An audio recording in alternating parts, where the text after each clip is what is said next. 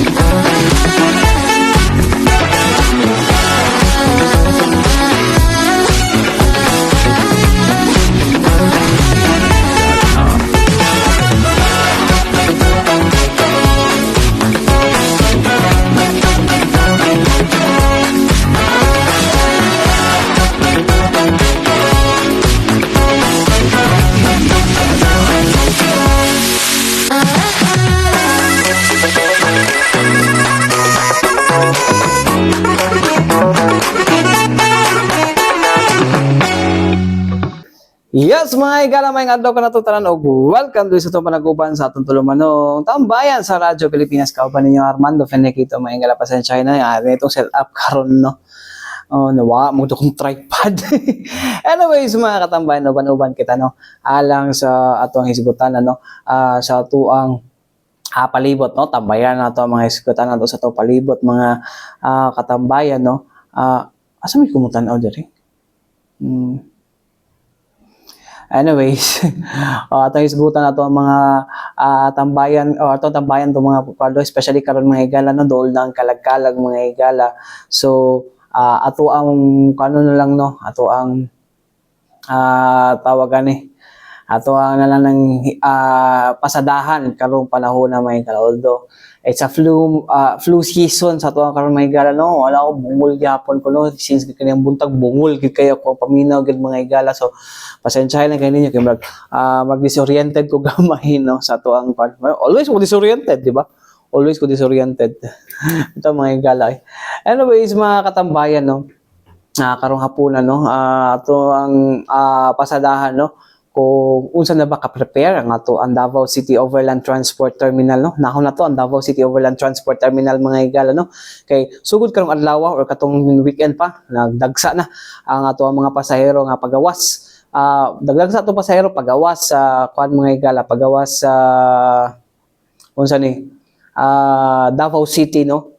Alang sa kaning ato ang Undas 2025. Unsa mga pagpanganda mga igala, ato paminawon mga igala no, si kuan ang manager sa Davao City Overland Transport Terminal nga si Ma'am Aisa Yusuf mga igala. Paminawon nato.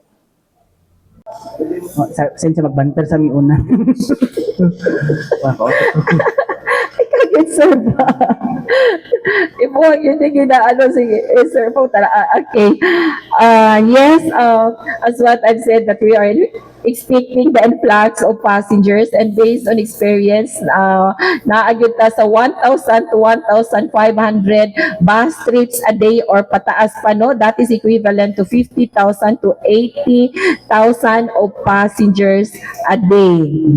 So, pila ang mga kuan na, ma'am? Or usa ba sa 30 lang or No. hangtod sa November 1 na? Actually, we are expecting that karon na nga semana, karong Friday, Saturday, there's a possibility nga mag-start na gyud na siya ang ato ang mga pasahero nga budag sa diha sa ato ang Dico Terminal. So, kadaghanan man gud nag-file na og leave, di ba? O ilagi nagitagana diha. And napansin pod na to agoy, hopefully, no? Basig dili na daghan kay ang pasahero going to CDO tungod sa katuno. So usually ang kadaghanan gyud sa ato ang mga pasahero is going to Cagayan de Oro City. But since because of the sa ganito because of the landslide, basig diha na po sa ato ang southbound area ang mga pasahero nga diha na po sila manguli sa ilang mga probinsya. So, expected pag pa-Northern Mindanao, gamay lang ang influx karon, ma'am. Mao na ang ato ang paglangtaw, posible it's because naapoy ang ato ang biyahe for Davao to Cagayan de Oro City and vice versa is normal lang gihapon, no? Same gihapon 24 oras. Ang problema kanang pag-abot diha sa may bukid nyon, mo transfer ang atong pasahero diha na sa part of Quezon na pod. So accordingly, sa ato ang mga bus stops nato nga taga rural, murag taas-taas yun ang haykonon tuno. No? So basig diha na nga maminos-minos ang ato ang mga pasahero nga muuli padulong diha, ilabi na kung ikaw aduna kay mga kargamento. But that is the other side, kay naapoy posibilidad nga mudag sa gihapon tungod sa mga kabatan-onan po nato nga mao man gyud po nay mahilig, no, nga mo biyahe po diha nga area. So dili pa nako ma-predict gyud mo decrease or mo increase ang maong pasahero nato going to Cagayan de Oro City. Unsa pa imong nato sa mga pasahero, ma'am? The usual na kanang inigbiyahe nila, padulong sila mga unsa ba na ang uban dira di man magbakasyon, ay di man magbakasyon, di man maglaag raman. So pa imong Yes, and based in relation to that, based on experience, tinuod yun na kung pwede pa lang pati ang balay dadon, kaldero, o sa padano, sa kadagan, sa bagahe. Yes, that is true. You know why? Ang ato pong ma-experience po diha sa terminal, pag ingana nga influx of passengers, o niya, taas-taas bitaw ang bakasyon, daghang mga bilin nga mga butang, mga bagahe diha sa ato ang Dico Terminal. It's because pag-agi diha sa ato ang baggage x-ray machine tungod sa kadaghan sa bitbiton, mabilin na lang ang uban. So that is why nga tama imo ang pangutana nga we will remind them nga palihog lang, no, dili po nato dadon ang tanang butang sa ato ang balay o pati ang ato ang balay kay basig mabiyaan na hinuon. And second, in relations sa giingon ni Ma'am Hazel, of course di na practice with nato ang culture of security. Ang pinaka number one nga ordinansa sa ato ang syudad nga ato ang gina-implement good is bawal ang pagbilin og mga bagahe or mga butang bisan diha sa sulod sa terminal or diha sa along the terminal drive kanang agianan sa ato ang mga bus. Kay once nga ma-report na sa ato ang mga men in uniform, gina-confiscate ang maong mga bagahe. So once nga maabot na diha sa ato ang police station na daghan pa madamo sila nga madilatar, no, nga dili dayon na ihatag sa ilaha.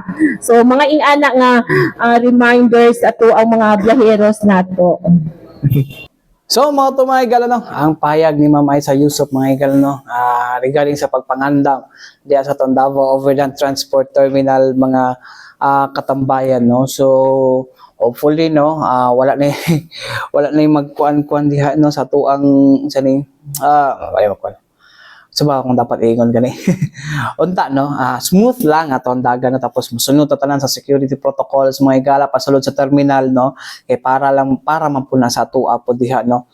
Especially karong kalag-kalag mga katambayan no. So wala kayo dapat hopefully po no. Katapos kanang kuno kanang ginaingon na unsa ni? No pick up policy unta i-implement na sa ato ang sa ato ang implement ginagtarong diha no, dili lang kay dili lang kay karong kalag-kalag no, kay diha ba kasagaran no ang ordinansa bayan na siya, tapos diha ba kasagaran mga kanang mga may mahitabo ba no nga makapuslit ang mga makapuslit ang ato ang mga kanang mga kontrabando no, makapuslit ako to kontrabando tapos diha na mo pagbusikan, di ba? So mas maigi na nga dili lang musaka ni kita dito sa tong terminal, although well sabtan man na ang mga lament sa ato ang mga sabtan ang lament sa ato ang unsa ni ang lament sa ato ang to mga pasahero, to mga commuters, but then again mo lagi kailangan po nato po musunod porque para mo po na sa ato safety po, although hassle, makaingon ko hassle yun, no? Pero asa may mas hassle kung may malisgrasya o na mo buto diha, no? So ingat na lang kita, no? Mas may pag dito na lang kita sa atuang sa atuang Davao Overland Transport Terminal. Especially speaking of security mga higala, ato ang Davao City Police Office andam na, no? Andam na usab mga higala, no? Alang sa pagbantay sa itong mga sementeryo diri sa sementeryo diri sa tuwa sa Davao City, no. Actually nasa lagi pahamtang na mga nasa lagi pahamtang na mga ng mga security protocols, bawal gyapon ng backpack, bawal magpalupad og drone. Kung naman mo dito lang mo dapat sa specific nga pwede mo magpalupad og drones, no. Dili lang kay pataka mo papalupad og drones, no. Especially sa mga content creators karon, no. Na may mga po dira ba magpalupad, mo na siya ang kanang sa Eye of the Sky sa ato ang Davao City Police Office, no, Eye of the Sky Patrol mga higala. So karon mga katambayan, no, dagan ay pahinumdum ato ang DCPO mga higala, no, nga kinahanglan tinabangay ta, no, sa ato ang magtinabangay ta sa ato ang or muhatag ta sa itong kooperasyon sa itong security mga higala, sa itong mga security personnel, no, nga nagabantay diha sa itong mga sementeryo, no, kay para mahimot lang hapsay ang dagan, no. So kung bawal backpack, bawal gud, no, kapila ko sana kain o kasulod mga higala, no, kay wala na akong dagdala kog backpack, kay abi na nako kanang na exemption, bilin na ako sa patrol kara ko ang backpack, no. So mao to kay narato ako gikuan dito, no, pero wala may sunod na lang kita, no, kay para way lalis mga higala para maguna sa tanan pod doon, no. So katong mga katong mga nagadalag backpack mga higala tungod silang silang mga anak, silang mga gatas, no, mas better nga katong mga dagko na lang na mga tote bag ang dalhon ninyo, no, para kana wala question, ano. Mo na lang na inyong dalhon mga higala pag musulod mo sa sementeryo. Anyways mga higala, atong pabinawon mga higala, no, ang pahindumdum, no, gikan sa tuang Davao City Police Office pinaagi silang tigpamaba nga si Captain Hazel Caballero Tuazon mga higala. Paminawon nato. Sa karong kalag-kalag, ma'am, pwede nimo elaborate, ma'am, unsa ba itong mga dapat buhaton sa itong mga katawan kung muduaw sila sa sementeryo, sa itong mga ginadili, kaya basin nga na po yung mukhan din nga musulod-hubog na po dito, tapos sa inyo nakasulot ang mga ilin makaubag sa mga sementeryo. Yes, sir. Atong i-remind, sir, no, nga kada tuig naman ginabawal ang mga ginadili. Nag-post ito sa DCPO Facebook page, sir, no, kung sa mga ginabawal sa sulod sa cemetery. But before sa day, sir, no, October 32, November 2, dapat wala na masulod ng mga guna, wala na malimpyo sa mga lubnganan, sir, no. Dapat before nagapangguna na, nagapintura na sa mga tawag diha sa sulod sa cemetery. Dapat nga mga days wala na, kay bawal na magpasulod og guna, habas, sa pada nga mga hait ng mga butang. Atong i-remind nga ato ang Davao City stricter gyud na ipa-implement nga bawal gyud ang mga ilimnon videoke, bawal na yun na siya, sugal, sulod sa cemetery, and dili lang din kalimtan man, bawal mo ng garilyo man, no? Ito nang i-remind kay dako-dako ba yung penalty, o magbuwal-buwal na po, nga pinili lang nga ito ang issue ng citation tickets. So nga itong implementation sa Davao City Ordinance, kanunay yun na siya, and dili na ito i-excuse na bigay kalag-kalag, dili ta mang issue citation tickets. So part na siya sa ito ang pa-implement para sa seguridad sa tanan, kaya dili lang kahapsay kulinaw nga ito ang ginahimo sa syudad sa Davao, at na diha ang ato ang kalimpyo sa ato ang syudad sa Davao. Ang ato lang yun diri, once manata sulod sa cemetery, bawal na yun to, firearms, bladed weapon, drone, bawal yun na siya kung wala kay permit sa PSSO, and then kabalo na kung naay mga og mga permit, kung asa lang pwede nga lugar, pwede maggamit ang mga drone. So dili ta magpatakaw gamit og mga drone bisan asa, kay pwede na mo sila i-invite sa nearest police station kung asa sila padlupad sila mga drones. And kung napay mga laing siguro kung sa mga ginabawal, ginapost na mo sa DCPO Facebook page po, sir. Karon ma'am, no, kato last year, in the previous years, gina-embargo rin yung mga bladed, mga sharp objects. Mo po paghihapon ng buhatan na to karon? Yes, sir. Bawal gihapon, sir, no? During October 30 to November 2, kung naano din na confiscate na bo, confiscate, ihatag lang, kaya pwede na po na ninyo makuha paggawa sa inyo sa cemetery. No, atong klaro ha, wala may dalhon sa police station sa mga makonfiscate na mo sa cemetery. Pag sulod ninyo, kung dala mo mga inabawal, i-turnover lang ninyo kung i-confiscate sa mga security personnel, and kung hanap po na ninyo paggawas ninyo sa cemetery. So, klaro na ha, kaya basig na ito yung reklamo nga wala yuli ang mga sundang, habas, unsa pa diha. So, paggawas, iuli na sa mga security personnel. And kung may mga wala giuli, pwede na sila mag-adoon sa mo, sir, para matagaan na itong solusyon sa ilang mga concerns during nga Undas 2025. So, How about pets ma'am, kay daghang mga pet lovers na mga tupod sa mga bawal paghihapon ng mga pets sa sulod sa cemetery? bibigyan sa pension ng mga tanas ako sa PSO, sir, kung i-allow ba ang mga pets sulod sa cemetery during sa October 30 to November 2. Kay katong miyagi na yung mga na wala ipasulod sa Davao Memorial ata to. Yes, sir. Sa ilaha po na, sir, sa private cemetery, sir, na sa mga policy nga ingon ana, sir. So ilaha po na. Pero sa public cemetery, sir, ako pa nang iklaro sa PSSO, sir, kung bawal ba kung magdalaw test during ani nga day, sir, for Undas. Okay. Para klaro. Thank you. So, mga tumahigal, no? Ang pahinumdum gikan sa Toan Davao City Police Office, pinagi sa Antig Pamaba, na si Captain Hazel Caballero Tuazon, mga higala, no? So, anyways, karong ko, no? Hapit naman kita mo, ko, no? Karong kalag-kalag, mga higala, atuan na lang ning, ko, no, dyan, no? Ato ang kuno no, kung unsa gid ang tinud nga diwa sa kalag-kalag, mga higala, no? Party-party pa na sa sulod sa sementeryo, no? Kinahanglan na ito magdala og daghang handa, no? Or offer og kaning pag-ampo, no? Sa ato mga departed ones, mga higala, no? The departed loved ones, mga higala, no? So, well, nara sa inyo ha, no? Unsa ba ta mag-celebrate og kalag-kalag, no? Iguro ba managko tapos dito na mukaon sa gawas, dito na magstay sa sementeryo, no? Well, depende. Basta gingon, bawal gihapon mag-overnight karon sa mga sementeryo, no? Bawal gihapon mag-overnight sulod sa sementeryo, mga katambayan, no? So, bawa na, no? Pahinumdum lang na, no? Ngantud alas 10 or alas 8 lang ata, no? Alas 8 lang ata ang inyuhang pagduaw, no? So, taas pa kayong adlaw na pamuntin na October, pwede man mo daw October 31, November 1 o November 2, kana mga long weekend.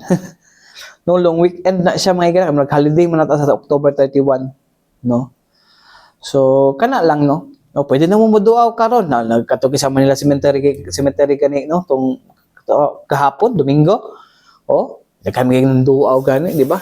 So anyways, no, na po yung buhaton, no, sayuhon na lang ninyo or kung basta ang gingon po ito, bawal na po maglimpyo or malimpisa, no, anang panahon na, no, kay kumpiskahon yun ang mga sharp objects, mga higala, no, sharp objects, mga higala, sharp mga higala, sharp tools, No, hindi na pwede na isulod sa sulod sa sementeryo. Hindi na pwede isulod sa mga sementeryo, mga katambayan. Anyways, mga katambayan, balik kita human lang sa importante pahinumdum niya ito si Bianan. Yes, mga higala, balik kita din sa itong panaguban sa itong tulumanong usapa. Tambayan sa Radyo Pilipinas, kaban ni Armando Feniquito, mga higala, wagid oriente kay ko karon, no? Anyways, mga higala, pasensya ko, anang kamera na ako karon, no? Okay, medyo tanga-tanga, manggod na limta ng tripod, abot asa na katong padulong ng tripod, atong mga higala ko, pato pangitaon, no? So anyways, mga higala, medyo bungol pag kay ko, mga higala, disoriented pa kay ang kwan lagi sipon, no bro, arang-arang may akong kwan hinoon, arang-arang na ako ang paminaw sa raol, arang-arang, no, pero ting flugid karon, no, sa gunsunon ako last kay kausa kitong last din nga to 13, no, October 13 dito mi sa kwan, dito mi sa Manay, after basta mabubulag kog init mga higala, grabe, subawan gidayon ko diretso, no, hinay ako ang immune system karon jud mga higala. Tapos to kinapawan last week mga higala, ayun pod, no, init kayo, palibot mga higala, tapos moto, no, diretso sulod sakyanan, pati inita magud, di ka musulod sakyanan mga higala, no, may airconan ka, pero dili ginako, no, anagin basta hinay na gid imong immune system, marag kon dili ka cozy paminang. Anyways, may gala, no, kasi kita mo interview last Sunday, may gala, no, na kuan na mo, no, na nami interaction with kaning kuno people, girl group na Bini, mga gala, no. Actually, may gala, they are part of the campaign, no, one of the ambassadors sa club pen shop, mga higala, no, para sa ilahang kaning kuano, kining tawag na to, Cozy Days Ahead, mga higala, Cozy Days Ahead, mga higala, na campaign, mga higala, kung asa ang target ani nga campaign, mga higala, for pen shop, mga higala, is when comfort meets style. Comfort meets style. So nindot siya nga kuan, mga higala, no, kay syempre kung unsa ka comfortable, no, dito ka mas nindot mo kan mga higala mo style, no. So whatever style it is, no, dapat important dito na comfortable ka, no, comfortable ka sa comfortable ka sa mo suot, no. Kung sa ba na imong ginagawa, no, dapat style it and nail it, flaunt it mo na ilang giingon, mga higala, no. So as Bini, mga higala, no, ilahang fashion, di ba, makita na to kung unsa sila comfortable sa ilahang unsa sila ka comfortable, mga higala, no, sa ilahang mga suot, no. Pero kita man nato na, mga higala, no, medyo nga kuan yun, stylish kayo ang Bini, mga higala. Anyways, mga higala, no, aron nga mas masabtan ninyo kung sa akong ginapasabot, mga higala, char lang. Bitaw kabalo mo sa nang cozy, no. So comfort man gid ang mga higala, easiness, mga higala, mga higala sa mong feeling, no. Kung paunsa ka matawagan, paunsa ka mo na feel of comfort, mga higala, no. So mo na ang cozy, mga higala, no. Pero actually nagikon, mga higala, no, sa pen shop, mga higala, no, I've been also a user of this brand, mga higala, no, and there are certain products, mga higala, no, nga comfortable gid siya para sa ako apod, no. Kanang comfortable kaysa sa kuha, mga higala, no, pagsuoton na ko siya. So anyways, mga higala, di nata maglangan, no, ato na ipadungog, no, ang nahimong interaction, no, sa Davao Media, no, together with P-pop girl group na Bini, for their Cozy Days Ahead, mga higala, no, campaign sa kuan, mga higala, no, local ba sila? Local clothing brand na pen shop. Paminaw na to. My name is Steph.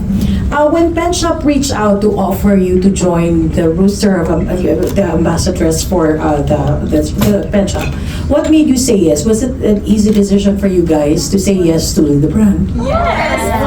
Why so?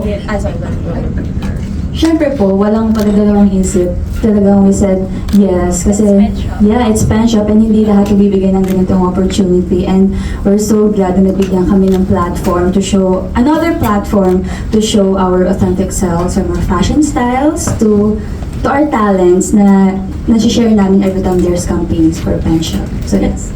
And who are we to say no? It's Pen Shop.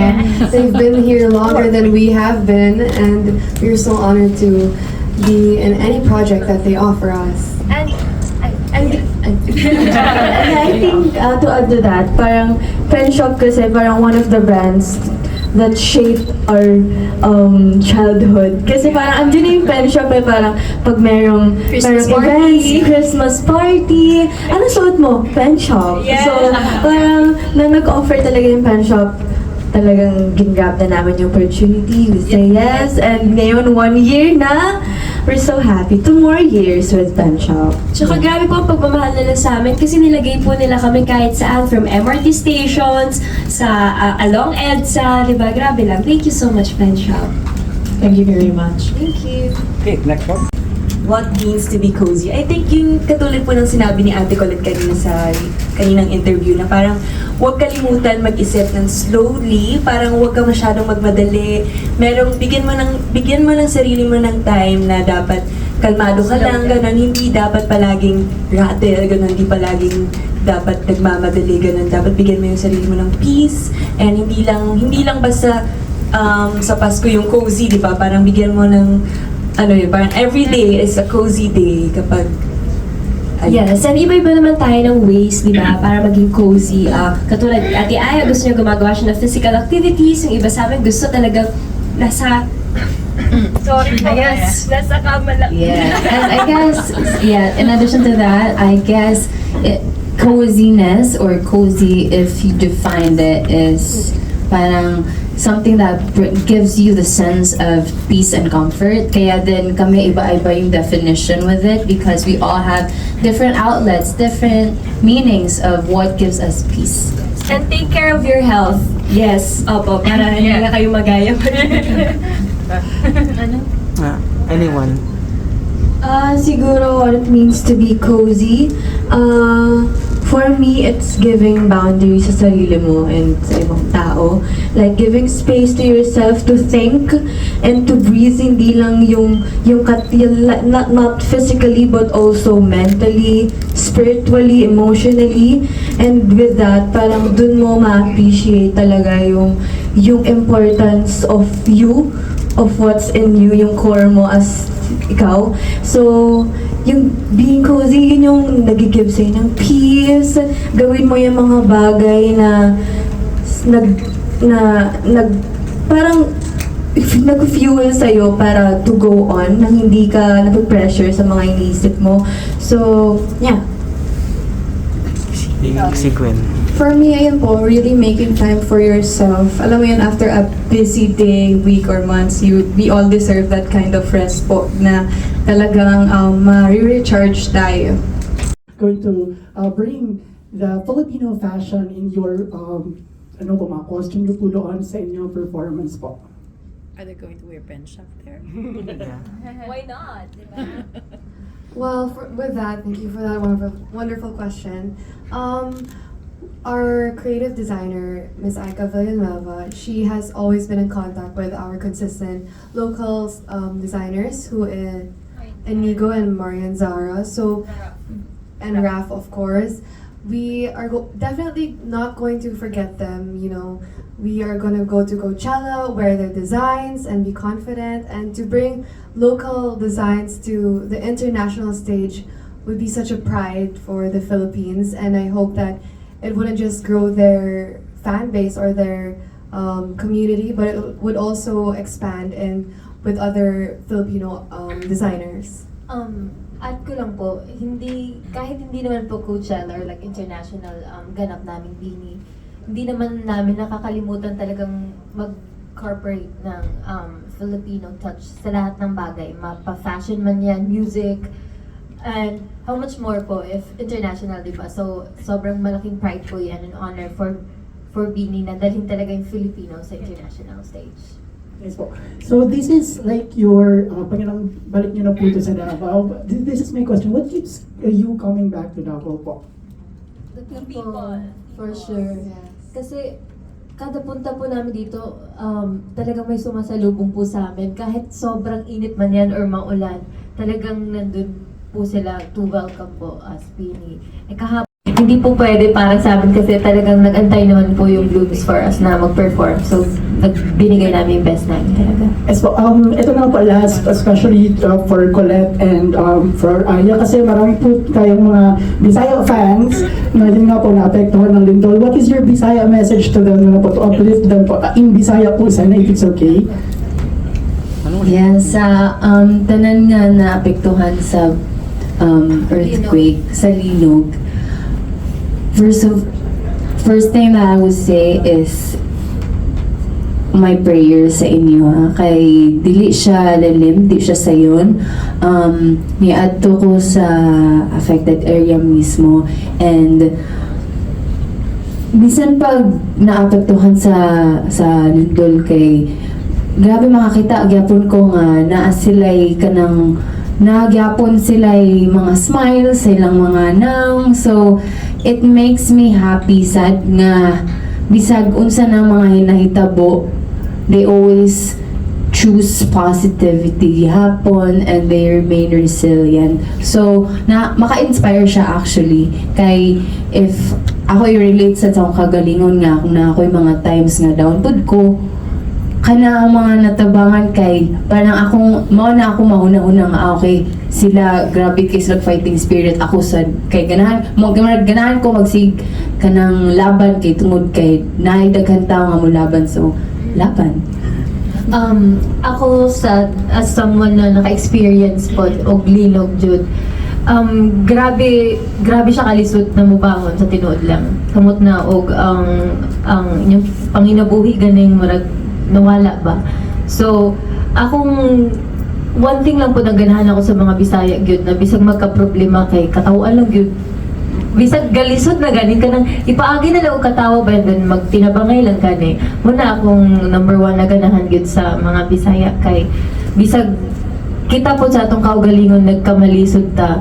Pero kay na ko nakita na video manggod nga kanang ano siya ba kanang tindahan, and then lisod biya kayo mangita og food ganing samot na man close nga mga tindahan, gihatag jud niya yung mga paninda ba sa mga tao pod nga nanginahanglan, mas nanginahanglan kay ana siya mabalik ra man na niya. So ingana nga attitude sa mga Bisaya sobrang kanang na-appreciate yun ako, and kanang dili jud sila makalimot nga motabang gihapon bisag sila sa ilang kaugalingon kay bawo sila nga kamalisod pud sila. So pero malampasan naman ni nato tanan, wala may, and ganahan kay ko nga makita bitaw na ako nga nagka-problema ko nga ni feeling nako sobra ka dako akong problema, pero makita nako ang gawas ganing nga mas dako pa ng problema pero nagpabilin gyapon silang ligon, tinabangay. So yeah, salig lang ta maluwas na lagi tanan.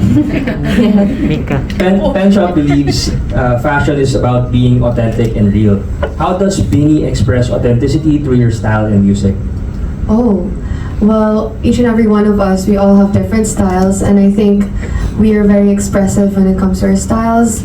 Like, mapapansin niyo po, what clothes we choose sa Pen Shop, it's also different individually. Some of us have similar styles, but we all add our own taste. Like, Ate Colette, she also has that necktie, that is her trademark. And for Ate Maloy, she does love to experiment, which is good because honestly it shows out of the box styles, which is amazing to me. And for the others, we love to be more classic with our colors, our silhouettes, and with music. We have always been expressive with music. We are always collaborative with our management and what we want to release and what message we want to release to our Blooms. The campaign highlights connection and togetherness. What makes Beanie feel most connected as a group? Oh, what makes us more connected? Food. Okay, isa na yung food. You know, kaming Beanie talaga, iisa kami nung gusto ng mga putahe, ganyan. And feeling ko, putahe. And feeling ko isa pag nagko-connect sa amin is our values. Parang kaming girls, siguro nung una, mga first years, talagang hindi pa kami super click with all our beliefs kasi galing kami sa iba't ibang lugar. Pero as years pass by, mas naging as one na talaga kami. Hindi lang as a group na kumakanta, sumasayaw, pero with our values, with our beliefs, with everything, iisa na kami, kaya we click so much and we agree on things, maliban na lang sa ibang bagay. So, ba't tayo di nag-agree? Kay Jo.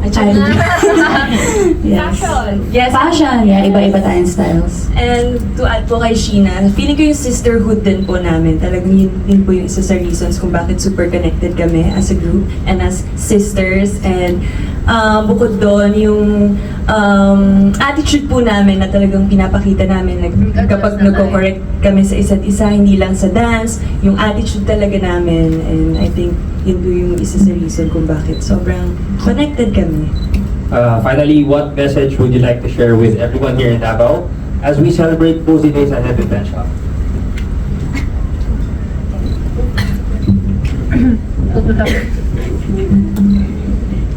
Merry Christmas!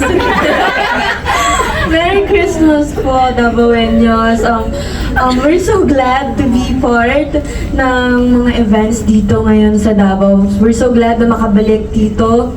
And cozy days ahead. Time to breathe, time to pause, time to cherish every moment, not only with yourself, but also with your loved ones. Yes. Yeah.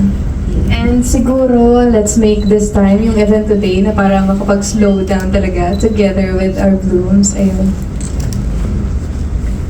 Yeah, and another thing I would add to that is, in Bisaya na lang, para maiba din.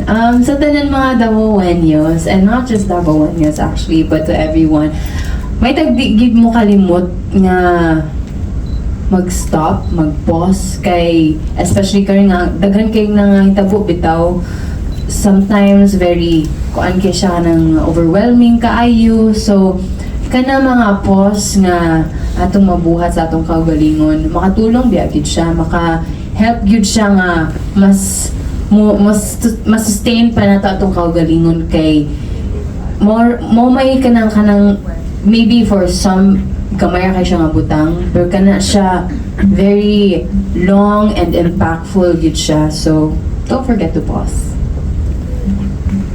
I'd like to know what song from your upcoming album can you associate the campaign with, and if you can tell us First, talk about the song lang, if not the title. Ganda na ka-tease na lang yun. Siguro, same as Infinity since release na. Si Infinity katabi. Pati katabi na ano no? Ay, bagay yung katabi sa Cozy. Might be the perfect song for our campaign right now. Kasi the song talks about, you know, cozy days lang. Parang may lyrics doon na parang, yung bagay yung bahay nyo kaya sa bahay ka lang with your loved ones. Longing with someone. Can't wait. Kinilig sa kinilig. So, mga tumahigal, ang P-pop girl group na BINI for Cozy Days Ahead with Pen Shop, mga higal, So, ako lang siyang gi-appeal din, pero medyo ma-relax kung taga may higal, Malax po akong ulo. Okay, ito sa sipon nga ako ang gibati, karon mga higal, But, anyways, mga katambayan, hopefully, dagan-dagan to sa lagi ako yun, lang kay about fashion, about sa preparation po nila for Coachella, and napod sila preparation for their next album, o uban pa, so hopefully ma-enjoy mo, sa mga blooms out there, sa mga blooms out there, kablo ko yun ang gatangan gud, kay inyo bagi po ang SM City Davao kapon from Annex to Main Mall, grabe yung pagpuno sa anyways, may gala. So, kato lang, di kayo makapataas kayo karon sa kuang di kayo makapataas karon kay medyo yun, disoriente kay bungol kay ko karon mga katambayan, Anyways, mga katambayan, taigong oras sa ngalan sa Tibok Pwersa sa DXRP Radyo Pilipinas, Radyo Publiko Davao, may gala ko ng kauban Armando Feniquito. Alang sa tambayan sa Radyo Pilipinas, hangtod sunod na usab, daghang salamat ug maayong adlaw kanatong tanan.